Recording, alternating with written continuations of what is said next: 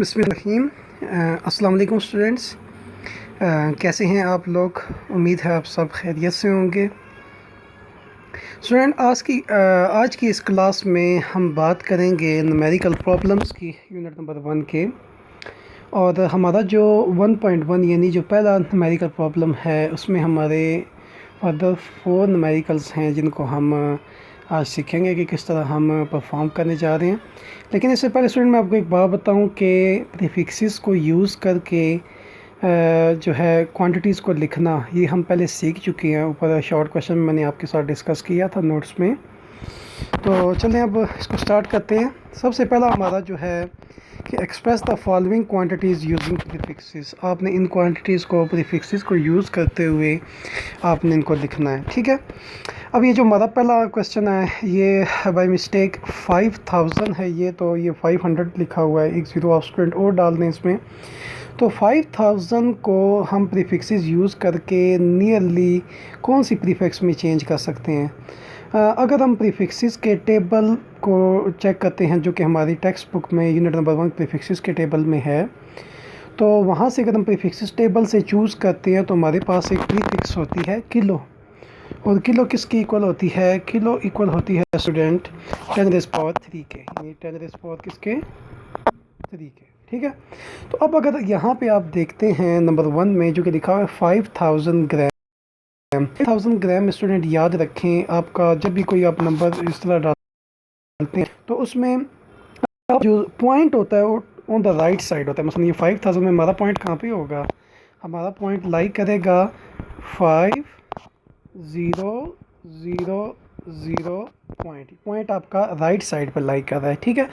तो आपने करना क्या, इस पॉइंट को आपने इस लोकेशन पे शिफ्ट करना है। ये जो लोकेशन है, ठीक है, आफ्टर 1 डेसिमल प्लेस। तो अगर मैं यहाँ से इसको शिफ्ट करता हूँ स्टूडेंट ऐसे यहाँ पे, तो आप ज़रा काउंट करें बीच में कितने ज़ीरो आ रहे हैं? 1 2 3। कितने ज़ीरो आ रहे हैं स्टूडेंट? 3। तो फिर मैं इसको कैसे लिखूँगा? 5 पॉइंट, ठीक है। मैं आपको ज़रा आइडिया दे रहा हूँ इसका, बाकी आपने ख़ुद इसको ट्राई करना है। तो मैं लिखूँगा 5, इसको मैं क्या लिखूँगा स्टूडेंट? 5 पॉइंट मल्टीप्लाई बाय कितने ज़ीरो हम शिफ्ट किया था? 3 ज़ीरो। तो पावर में क्या लिखेंगे? 10⁻³ तो आई होप दैट ये आपको साइंटिफिक नोटेशन में लिखने का आइडिया हो रहा है। अब ये जो 10⁻³ होता है, मैंने क्या बताया था किसकी इक्वल होता है? किलो के। तो फिर मैं इस मल्टीप्लाई और 10⁻³ के साइन को कैंसिल करके इसकी जगह फिर मैं क्या लिखूँगा? 5, क्या लिखूँगा स्टूडेंट्स? 5, ठीक है, 5 किलोग्राम। तो ये मेरे पास इस तरह प्रीफिक्स में आ गया और किलो हमारे पास यहाँ पे क्या है? ये एक प्रीफिक्स है, ठीक है स्टूडेंट्स। आई होप दैट आपको आइडिया हो गया है। अब हम इसी तरह एक और इसकी नेगेटिव वाली जो है उसको डिस्कस कर लेते हैं, जिसमें नेगेटिव पावर आ रही है। ऐसे मैं आपके साथ डिस्कस कर देता हूँ नंबर 4 जो है हमारी, ये वाली, इसको मैं डिस्कस करता हूँ, ठीक है। तो अब यहाँ पर भी आप देखें कि जो आपका लिखा हुआ है 2 2 5, इसका पॉइंट कहाँ पे है? राइट साइड पे, यहाँ पे। तो आपने इसको कहाँ पे शिफ्ट करना है? ये यहाँ पे आपने इसको शिफ्ट करना है। तो क्या आएगा? 2.25 और 10 की पावर कितनी रेस करेंगे? यानी इसको हम इस तरह लिखेंगे 2.25 मल्टीप्लाई बाय 10⁻², क्योंकि हमने कितने पॉइंट राइट साइड से लेफ़्ट साइड शिफ्ट किए? 2, ठीक है। तो एक 2 ये हो गया और एक आपको नज़र आ रहा है नंबर 4 में -8। तो ये दोनों मिलके क्या बना देंगे स्टूडेंट? ये दोनों मिलके बनाएंगे 10⁻, क्या बनाएंगे?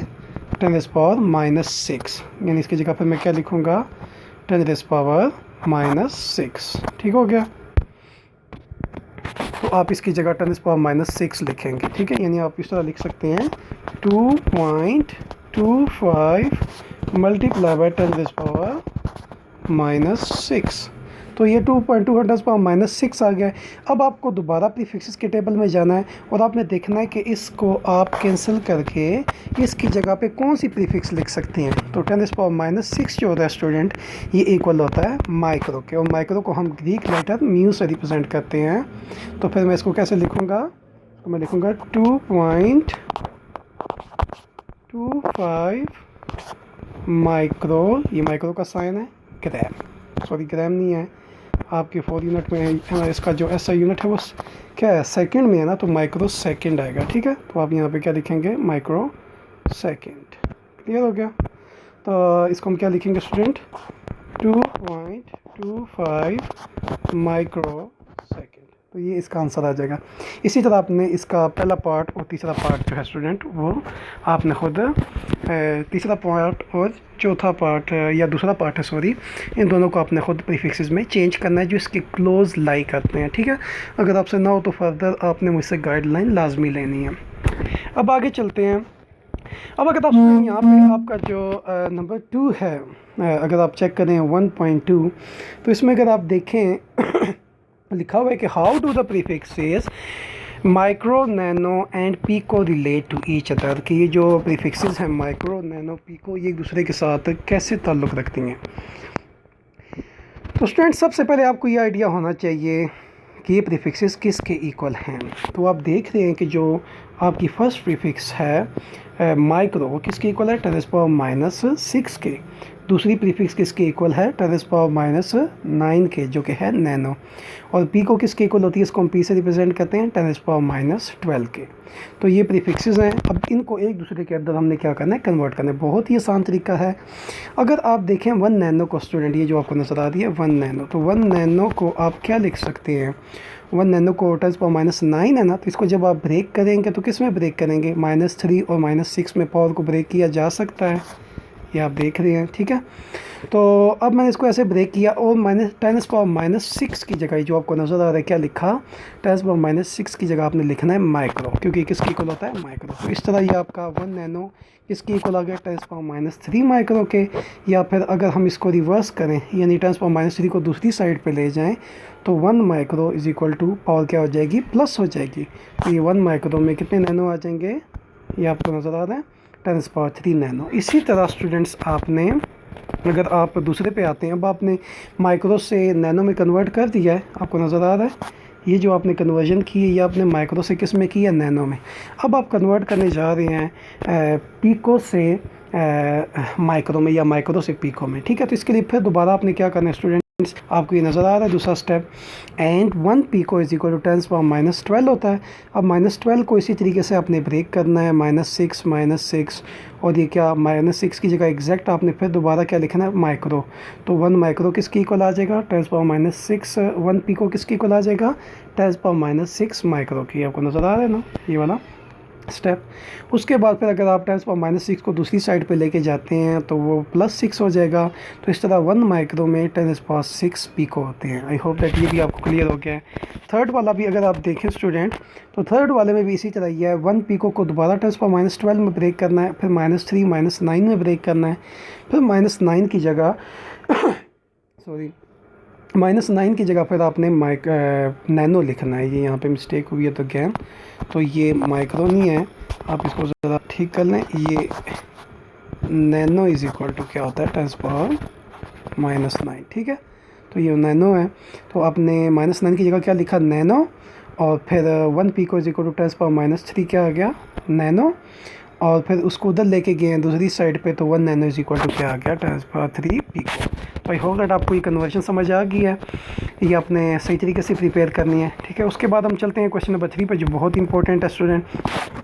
Your hair grow at the rate of 1 millimetre per day. तो ये कह रहा है कि आपके जो बाल हैं वो रोज़ाना 1 मिलीमीटर बढ़ते हैं। तो आपने क्या मालूम करना है, find the growth rate in nanometre per second. तो आपने इसका growth rate nanometre per second की यूनिट में मालूम करना है। ठीक है, तो हमारे पास क्या दिया हुआ है, ग्रोथ रेट ऑफ हेयर। तो ये हमारे पास देखें गिवन है, growth rate of hair 1 millimetre per day. अब आपको पता है कि मिली किसके इक्वल होता है बच्चों, मिली को होता है 10⁻³ का, तो हम लिखेंगे 1 मल्टीप्लाई बाय मिली की जगह 10⁻³ और मीटर। इसी तरह डे में, एक डे में कितने सेकंड होते हैं, इसको कैसे कैलकुलेट करते हैं। सबसे पहले आप देखेंगे कि एक दिन में कितने घंटे होते हैं, फिर उसको मिनट से, एक घंटे में कितने मिनट होते हैं, फिर सेकंड से कि एक मिनट में कितने सेकंड होते हैं। सबको जब आप मल्टीप्लाई करेंगे तो 86400 सेकंड, ये आपके वो सेकंड हैं जो एक दिन में होते हैं। ठीक है, क्योंकि आपने आंसर नैनोमीटर पर सेकंड में लाना है, तो इसी वजह से आपने इसको सेकंड में चेंज किया। ठीक है, उसके बाद स्टूडेंट्स अगर आप देखें तो 1 डिवाइडेड बाई 86400 अगर आप करते हैं तो आपका आंसर आता है 1.157 मल्टीप्लाई टेंस पावर -5 और टेंस पावर -3 इसी तरह, ठीक है। यानी आप 1 डिवाइडेड बाई 86400 करेंगे तो 1.157 टेंस पावर -5 आएगा और -3 एज इट ऊपर है, ठीक है, तो मीटर पर सेकंड में आ जाएगा। और -5 और -3 को अगर आप ऐड करेंगे तो ये -8 आएगा, लेकिन यहाँ पे आप देख रहे हैं कि -9 है, तो -9 कैसे आया? आप देख रहे हैं कि ये जो आपका स्टेप है ये वाला, इसमें पॉइंट जो है ये वाला पॉइंट आपको नज़र आ रहा है स्टूडेंट 1.1 है। तो आपने क्या किया, इस पॉइंट को राइट साइड पे शिफ्ट किया। जब आप राइट साइड पे शिफ्ट करेंगे तो पावर क्या इंक्रीज़ होगी, -1, यानी टेरेस पावर -1 आप इंक्रीज़ करेंगे, क्योंकि ये पहले वाले केस का उलट है।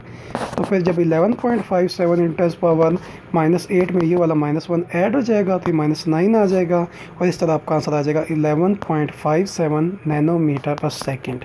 ठीक है स्टूडेंट्स, आई होप दैट आपको इसका भी आइडिया हो गया है और इसको सही तरीके से प्रैक्टिस करनी है स्टूडेंट्स।